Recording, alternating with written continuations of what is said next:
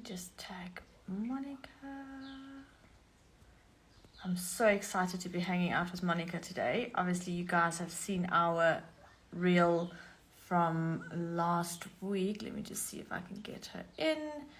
Where is Monica? Sorry, guys, just trying to get Monica to come in.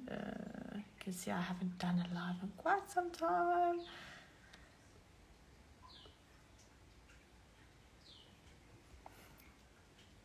Here we go. So obviously some of you have seen the live or the reel that I did with Monica last week, and we just wanted to hop on here and obviously have a conversation with you guys and just expand a little bit more as to what is it the social media manager does and how you need to know certain things to be able to actually become a social media manager. And also then Monica, how do I get you to join? Sorry, I have not done one like this in a very, very long time. Let me just see if I can. I've got no request. Let's get Monica, invite. There we go.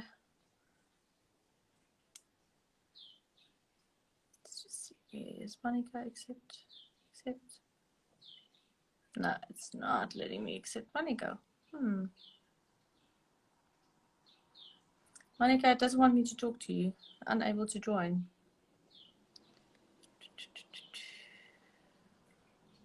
Okay, maybe we should restart it from Monica's side. So let me pop off and then let Monica start it from her side. Ah, there she is. Yay! I'm here. Hello. Oh, I feel so incompetent there for a second. I'm like pressing accept, and it's not accepting you. I know. It was moving. It was being a little bit weird for you, right? Yeah. Good morning. I'm hoping I'm not too close to the camera. Always working to, get it. So, hi. Hi. So, good morning. Hello. It's afternoon for me and it's good morning for you. It is. Oh, that's right. What time is it there? 3:30 p.m. And it's 8:30 a.m. for me. So I'm done with this day. I'm ready to go call it a night and like move on. Oh no! Why? Was it not a great day? No.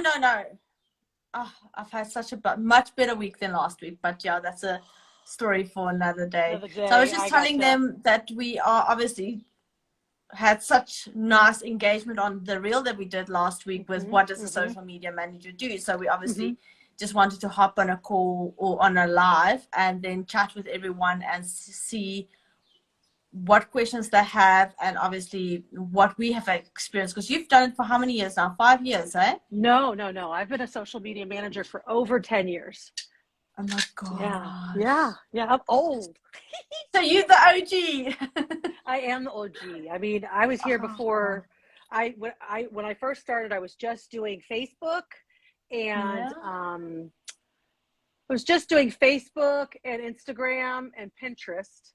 And of course, I've added Twitter and Google My Business and TikTok and LinkedIn and, so many and YouTube other. and podcasts and all of those things, eh? Yeah, and Clubhouse and absolutely. But, I, before there were 4 updates a week, exactly. But, I didn't know what I was doing. And I really learned to build community, even though I didn't know what that was, even what it was. And so I've just watched it change and evolve. I actually still have 2 of the same clients I had 10 years ago. Oh my gosh, that's amazing. Crazy? I was actually saying to someone the other day as well, even though I've only been doing it for like just over 2 years, I still have some of my OG clients from the beginning that's still with me today. And isn't that amazing? It's so weird because, I mean, if you look at the strategies and the contracts and stuff that you put together for them when you started with them and where it is now, it's a huge difference, hey? I never even used to do contracts. You know what I mean? Like, oh, you just pay me X and, hourly, I'll send you my ad. I mean, it was because there was no such thing as a social media manager even back then. They just knew they didn't want to do Instagram and Facebook. They didn't want to be the go-between. And I literally was the mom who knew everybody would bring their phones to and say, help me. And it just kind of, it just kind of evolved from there. Yeah. And that's how it started, and it's definitely evolved from there for sure. And it's different, and I've had to learn a lot. Even though there was no degrees in social media. There was no, marketing degree had nothing to do with social media. But I still am just as equally excited and as obsessed about it. And I love being able to teach people and empower them. But at the end of the day, it's the same story as it was 10 years ago, was being consistent. Yeah. But it's just showing up. You hit on quite a nice point there. It's like you just started, even though there was no degree or there was no nothing. I mean, so many times we think that we can't start something because we don't have a degree behind our names, or we don't have the knowledge of what is required. And even if you go and look at a marketing degree and stuff like that, with social media changing so often, they need to update their courses like crazy, and they don't. Some stuff haven't been updated in years. Oh, absolutely. And those courses, I mean, honestly, in a college setting, I mean, I'm sure that there is, especially in sports and media, and if it's specific, but there's no way that they can truly teach, because social media is so ever changing, and it's the landscape, everything, the way you show up, the strategies, and it's different for every single client I work with. Every client, it's customized what I do for them and how I show up as them for their brand voice, et cetera, et cetera.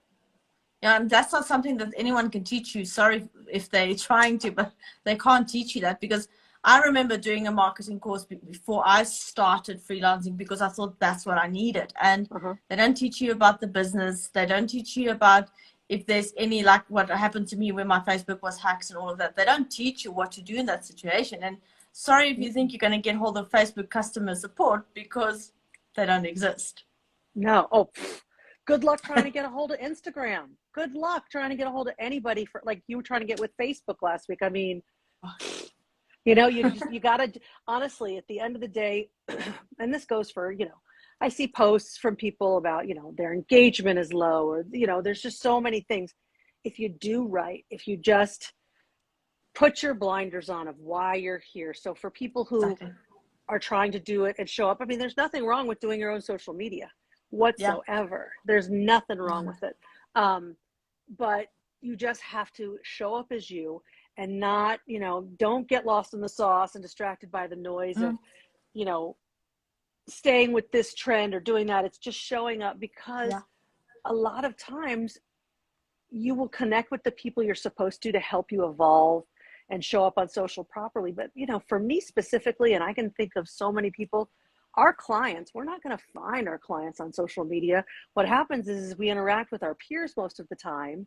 And then from there, when our clients do come and take a little gander and a peek at our social and see what's happening in the conversations, that's what gives you the social proof. That's where the clients come from. But it's not like you're going to really seek them out or find them. Now, of course, if you're talking about a maker, someone who, my friend, sincerely, Rebecca, makes beautiful ceramic jewelry. My friend, Kelly, makes a Fire Within Candle Company. That's a different way to show up on social, and they will find you. But you still have to build your community of people who want to, sing your praises from the rooftops. So every strategy is different. If you just stay the course and show up as you, knowing what it is that you're putting out into the universe, and you're consistent, because, I'll die on that hill, you're going to be golden. Exactly. And, what people need to understand as well, when you say consistency, it doesn't mean you need to show up every single day. You need to literally go and say, what can I work with consistently? And start creating more content that people can literally relate to. Don't just try and sell. Like, I've noticed my reels talking about going down in the dumps. Like, the reel we did really well. And then my reel from yesterday did so well. And I was like, I actually was embarrassed to share it, that I only in the last 30 days got 40 new followers. But how many people are relating to that? And that's what I've picked up. It's like people want to relate to things. And that is exactly, we all think that you need to get 1,000 new followers every month and they need to stay. But the point is, those that do stay, those are your people. Yeah. Oh, absolutely. And I mean, the ones you did yesterday, it's 100% true. First of all, you can't watch those numbers. And I really feel like ever since Instagram started implementing changes every week, I don't feel that those are accurate. I just cannot believe, because the way that they fluctuate but really check It's them once, crazy. check your follower count, like your ups and downs, like how many you've gained, how many you've lost, yada, yada, once a month. You know, I mean, if you can't help but notice it or see it, that's fine. But don't focus on it because in my unsolicited, unexpert opinion, I don't believe it's accurate. And it really doesn't matter because, I mean, I do see people who grow rapidly. And I'm not talking about the people who are buying followers. I'm talking about people who just, you know, have a real pop off and they go viral. But are those really the people that are going to move the needle? And I know that's a phrase that people use a lot lately. But at the end of the day, I'll have reels with 10,000 views, which is great. It feels good. It is exciting. Exactly. You're so excited. But yes, maybe you'll pick up a couple new followers, but there'll be 0 comments in there. And then I'll have a reel. I posted a reel about the reel last week, a reel inside a reel, about how like after 15 hours, this reel had like 200 views, but it had like 72 comments. You know what I mean? And it, like, for me, those comments that turn into DMs, that turn into collaboration opportunities, that moves the needle for me, not 10,000 views with no comments. So it's you got to keep your eye on the prize, which is not easy, but and the relatability. I mean, that reel was so. I mean, we all look at it. You can't help but notice it, but it's all garbage. It's garbage. Exactly.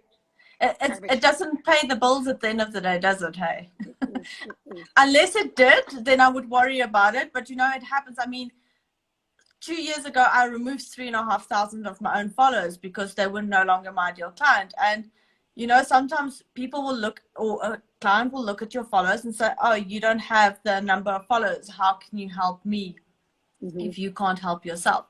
But it's such a vanity metric that people should really stop paying attention to and focus on the people that are actually in the room, if you want to call it that. But and I mean, if you talk about buying followers, I have seen so many people, it's like a trend again, doing the follow unfollow, the spammy comments, the buying followers, buying likes. If you're going to start buying followers and likes now, remember it needs to be a thing that you're going to maintain. Oh no! Absolutely. It's literally like an addiction, because when you're buying followers, they could disappear. And removing, I mean, like there's a very big debate about should we or shouldn't we remove followers.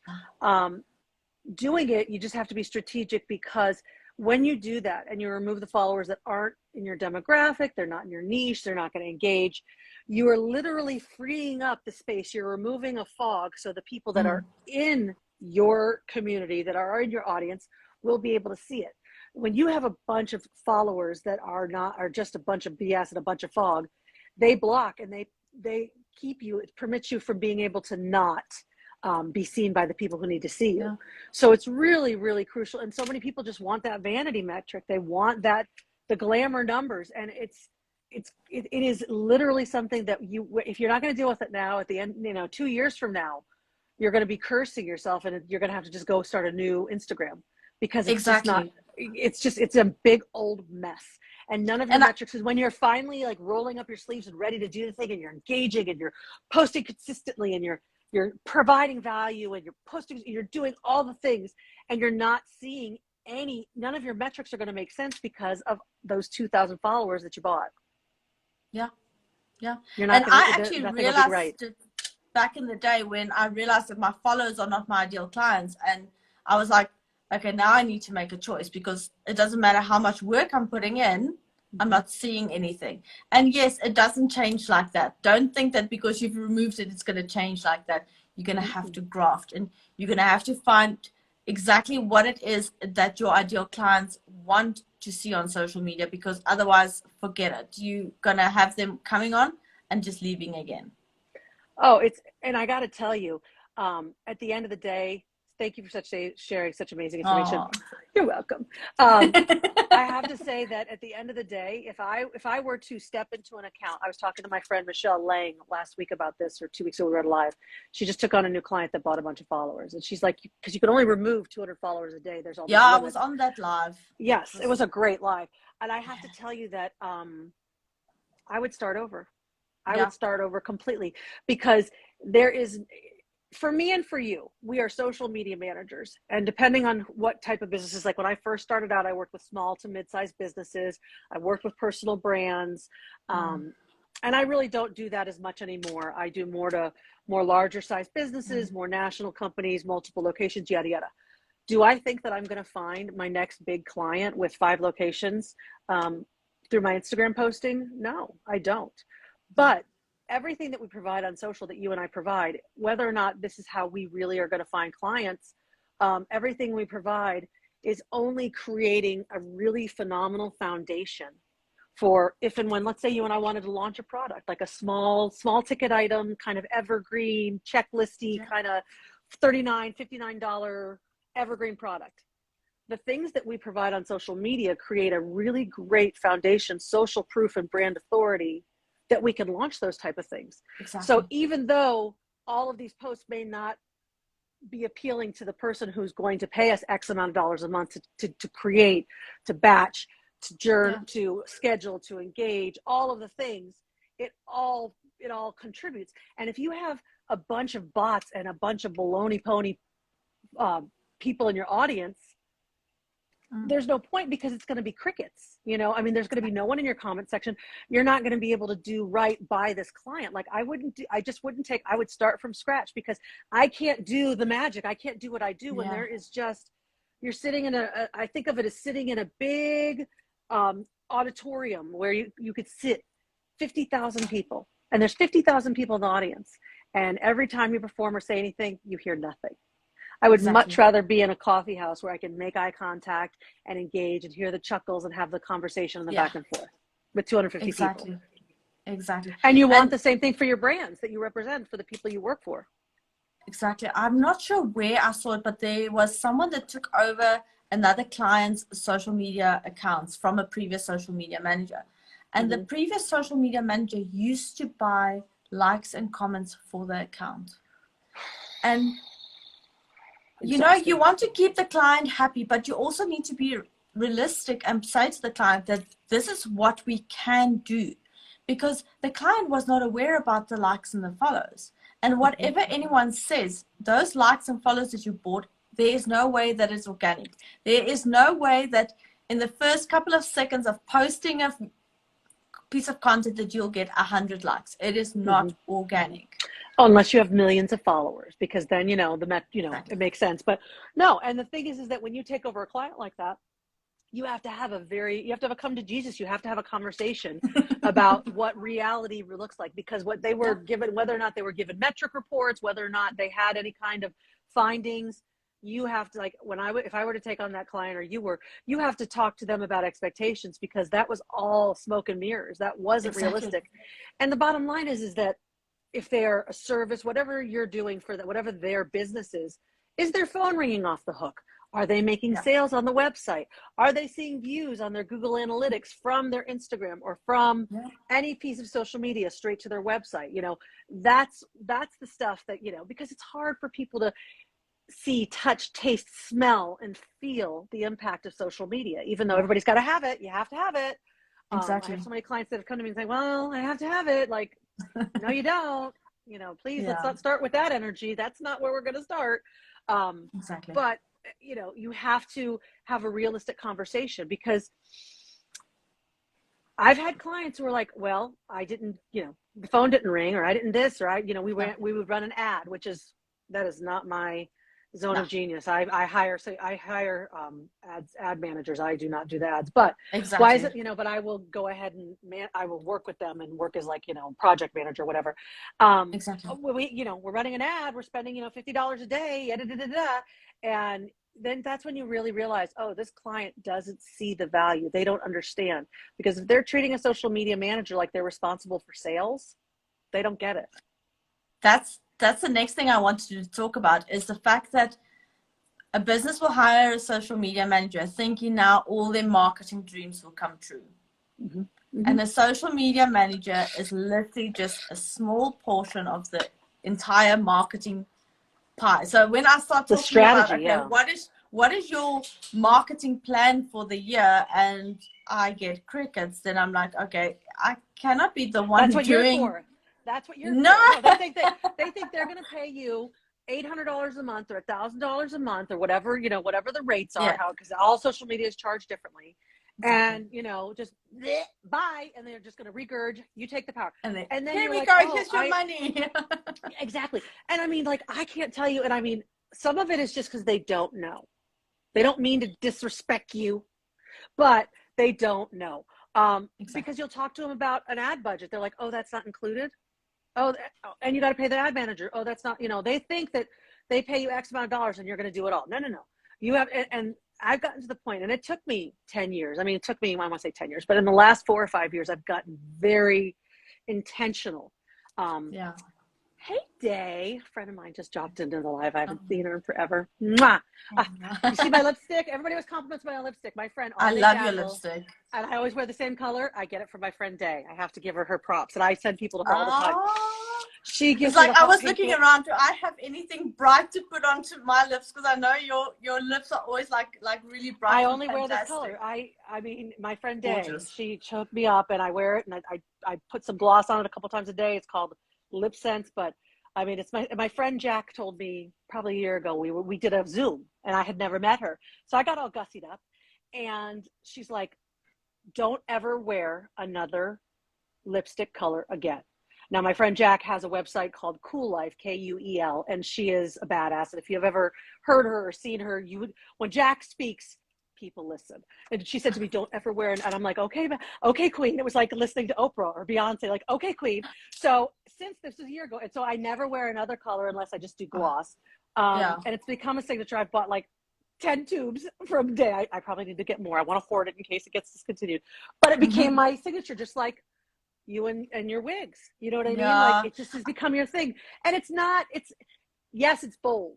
It is bold. Yeah. Do you know what I mean? Like, it's, sometimes I'll show up on here and I'm like in my sweats, but I have my lipstick on. But it's my thing. And whether or not it brings us confidence, we're not being ridiculous. We're not wearing silly masks. I mean, it doesn't make us inauthentic. It's just something that we do that we feel separates us. Yes, that separates us. And I've received, and it's not for the compliments because I do it for me, but I've received so much positive feedback about it. It gives me confidence. So why not?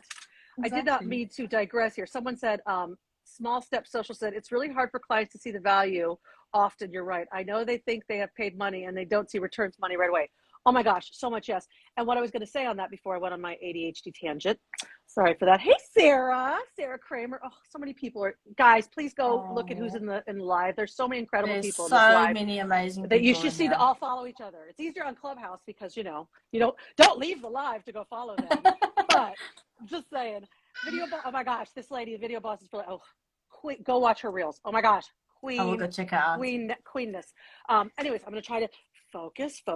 The thing is that I want to give people the benefit of the doubt and say, it's not that they're trying to disrespect us because they don't value what we do. But once you explain to them, okay, we need to have a strategy. And I was saying before I went off on a tangent here that in the last 4 years, I've gotten very specific when I sit down now. Am I a brand manager? Am I a marketing specialist? No, my friend Kelly is all about marketing. But people who come to you, a lot of times they've come to us, their business is established. Their brand is out there. And the bottom line is that do they know their brand pillars? I'm not talking about content pillars. That's down the road. I'm talking about, what is your brand? Who are you? What is it you're here to do? What separates your amazing candle company from another candle company? What are your pillars that drive you to what you are? Because you want to communicate that to them. And if they don't even know what they offer that separates themselves and what their brand pillars are, and that's a marketing strategy, brand strategy, not even social. No. And then they come to us and then they just want to and say, okay, I'm paying you money, do your thing. Because then we have to go and we have to create their marketing, their social media pillars, their content pillars, when they are just throwing spaghetti at the wall. So a lot of it goes back. So we have to be more specific and much more cautious about who we take on as clients. And I think it also comes down to basically asking your client, what are you expecting from me? And then saying, listen, this is not something that I specialize in. And it's hard because I remember when I just started, I would take anyone and any client on just to have a client on the books, but Of you need course, to of be course. so specific to say, this is what I specialize in, this is who I help, this is how I can help them, and then go and, like you said, make sure that the client knows who their ideal clients are, who their competitors are. How many clients have I taken on that don't know who their competitors are, and they don't think that they have a competitor? We all have competitors. Well, of course. And, you don't have to think about them as that, but it's so true. Like, we have to be strategic as social media managers as well. In the beginning, you got to kiss some frogs before you get your, we all have to pay our dues. When you're like, let's say you're launching a coaching, I think that Video for Bosses, like, she has a coaching program to teach people how to show up on video authentically and really hone in on, if you're going to do it, if you're here, be here. I mean, it's really great stuff. But in the beginning, and I can't speak for her, but in the beginning, whenever I've launched any programs, you give some of it away. You know what I mean? Because you need referrals. Hopefully you allow people in who you gift it to, who are really going to be all in and do all of it, and yada, yada. But at a certain specific point in time, you have to realize, this is not my ideal client. This is not for me. I want to say, we all want to say yes to everything, but it's not great. You know what I mean? Like, I've had to fire during COVID, I had to fire some clients, and I don't say that in a way that's ugly. It's just that I'm not going to, well, I got busier and my business grew, and I can't do clients for 2 and 3 hours a week. You can't pay me hour. I just can't do that. I take anybody for less than X amount, and it's monthly, and it's just a fee versus, nickel and dime, but we all create these boundaries. It comes with confidence and it comes with brand authority. But at the end of the day, when you're working with people, and this goes for people who are just watching this to learn little hacks about social media, we can't have, not everybody in the comments here can be our clients. It's not like we're trying to only, gain clients. It's just, it goes back to placing value in what you provide. And when people hire us, if they don't get it, and sometimes you're like, you believe in the brand and you really see, you give it a shot, and sometimes it's just not going to work out, and you hopefully have someone. One key advice I would give to anybody who's working in social media is, if you don't want to take on a client, or if you are, if you've evolved and you're not the right fit for each other anymore, always have someone you can refer them to. I have a good 5, 6, 7 social media managers that work with specific niches, doctors' offices. Oh my gosh, Cool Life. She just showed up. Jack, I was just talking about you. Jack is in the comments. Jack is someone you all want to know. Jack is the reason for my lipstick. It says Cool Life, Joy. You guys all have to go follow Jack. She's a queen. But at the end of the day, you need to have people, and that's how you and I found each other. Who, like, if I don't want to take on this client, or if me and this client aren't right for each other anymore, always have someone to refer them to. You know what I mean? Don't just be like, oh, you're not the right fit for me, bye-bye. You never want to burn a bridge, but ultimately you want to see them succeed. We all want to see everybody succeed, even though I'm not the right person, you're not valuing my time, or you don't, whatever the priorities are. And I'll get off my soapbox. No, but that's true. And then while she says, love your lipstick, but you already know that. We had this, you'll have to go watch the replay, Jack. I was saying that because Natanya, her thing, she always wears different colored wigs. And I said, well, and I don't even think it's a shtick. It's just something that, separates us. And for me, my friend Jack told me in a Zoom a couple years ago, never wear another colored lipstick. And I was giving you, copyright, cred, that you're the reason why I always wear this lipstick, and it gives me confidence, and it's just one of the best pieces of advice I ever had, because it's a conversation piece. Exactly that, and our keyboards, because we've got similar keyboards. So I think you have the same keyboard I used to have. The black one, and now I have this beautiful little funky thing now, and makes me so happy. So if anyone is listening to this as we are wrapping it up, what are some of the red flags that if they have a client that brings up a certain thing with them, that they should say, okay, I'm moving away? Okay, some red flags are, well, first of all, and I mean, I don't want to bring up, if there's lots of social media managers, please, when you watch this live, if you're watching it in the replay, please comment replay versus live. It's always good for us to know, and you can always ask questions in the comments in the replay, because we will come back with whatever we didn't answer. And I don't want to trigger any social media managers when I bring this up, but when you take on a brand, even though it's their brand, especially if it's a personal brand and they're really aligned with it and they're the face of the company. And that's what makes things more complicated when you work with personal brands. They have to give you full control. I cannot tell you how many times, I mean, of course, it's their Facebook page, it's their Instagram, but when they go in there and just post things randomly, and they don't even give you a heads up, they don't warn you, and they just post it. And you may have a curated grid for them. You may have a system of, I do that's this many the worst. carousels. And then they just pop in there and do whatever they want. I mean, it is theirs. It is their property and it belongs to them. But if you can't establish those boundaries of, I can't do what I do for you, and it's not about control. It's about showing up professionally. You know, it's all specific, and it's all curated to that specific brand. You know, it's all customized. But that's a red flag for me. If they're just gonna, like, some personal brands, they have to go live every Thursday. I can't be I can show up as their voice. I can comment for them if, depending on what it is. But if it's a personal brand and they're showing up and people know what they sound like and what their jive is, how they are, it's really on the social media manager to mirror that. But it's practically sabotage. So that would be a huge red flag. Also, the micromanaging, where they want to correct things. Of course, at the beginning, you've got that give and take, because you're stepping in and you can't just take over and be like, you can't tell me anything. They can tell you everything. It's their company. Exactly. So you want that back and forth. But then there's going to come a point where they got to let you drive, give you the keys, let you drive. So those are big red flags for me. Another one that I had a little while ago is, if someone says they want to pay like your smallest package, but they want the value of the highest package, and they'll give you commission on sales. This goes back to what we said earlier on. A social media manager cannot guarantee you sales.